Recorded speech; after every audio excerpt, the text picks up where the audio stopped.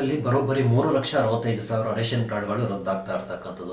ವೀಕ್ಷಕರೇ, ರಾಜ್ಯದಲ್ಲಿ ಅನರ್ಹರು ಅಂತ ಯಾರಿದ್ದಾರೆ ಅಂಥವರ ಒಂದು ರೇಷನ್ ಕಾರ್ಡ್, BPL ರೇಷನ್ ಕಾರ್ಡ್ಗಳು ಡಿಲೀಟ್ ಮಾಡ್ತಾ ಇರ್ತಕ್ಕಂಥದ್ದು ಅಥವಾ ರದ್ದಾಗ್ತಾ ಇರ್ತಕ್ಕಂಥದ್ದು. ಲಾಸ್ಟ್ 1 ಇಯರಿಂದಲೂ ಈ ಒಂದು ಪ್ರಕ್ರಿಯೆ ಆರಂಭ ಆಗಿರ್ತಕ್ಕಂಥದ್ದು. 23 ಲಕ್ಷ ಒಂದ್ಸಲ, ಮತ್ತೆ 11 ಲಕ್ಷ ಒಂದ್ಸಲ, ಈಗ ಮತ್ತೆ 3,65,000 ಅನರ್ಹರು ಯಾರಿದ್ದಾರೆ BPL ಕಾರ್ಡ್ಗೆ ಸಂಬಂಧಪಟ್ಟಂತೆ ಅರ್ಹರಿಗೆ ಈ ಒಂದು ಪಡಿತರ ಸಿಗಬೇಕು ಅನ್ನೋ ಒಂದು ಕಾರಣದಿಂದ ರಾಜ್ಯ ಸರ್ಕಾರ ಇಂಥ ಒಂದು ತೀರ್ಮಾನ ತೆಗೆದುಕೊಂಡಿರ್ತಕ್ಕಂಥದ್ದು. ಬರೋಬ್ಬರಿ ಒಂದಲ್ಲ ಎರಡಲ್ಲ 3,65,000 ಒಂದು ರೇಷನ್ ಕಾರ್ಡ್ಗಳು ಡಿಲೀಟ್ ಆಗ್ತಾ ಇರ್ತಕ್ಕಂಥದ್ದು ನಮ್ಮ ರಾಜ್ಯದಲ್ಲಿ.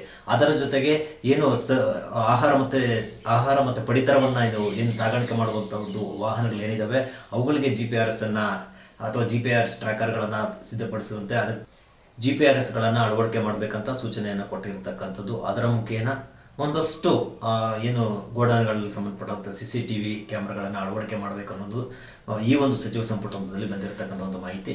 ಅದರ ಜೊತೆಗೆ ಇಲ್ಲಿ 3,65,000 ಒಂದು ಅನರ್ಹರು ಯಾರಿದ್ದಾರೆ ಅವರ ಒಂದು ರೇಷನ್ ಕಾರ್ಡ್ಗಳು ಸಹ ಡಿಲೀಟ್ ಆಗ್ತಾ ಇರ್ತಕ್ಕಂಥದ್ದು. ಅಂದರೆ ಅರ್ಹರು ಯಾರಿದ್ದಾರೆ ಅವರಿಗೆ ಮಾತ್ರ ಈ ಒಂದು ಪಡಿತರ ಸಿಗಬೇಕು ಅನ್ನೋ ಒಂದು ಉದ್ದೇಶದಿಂದ ಈ ರೀತಿಯ ಒಂದು ನಿರ್ಧಾರವನ್ನು ತೆಗೆದುಕೊಂಡಿರ್ತಕ್ಕಂಥದ್ದು.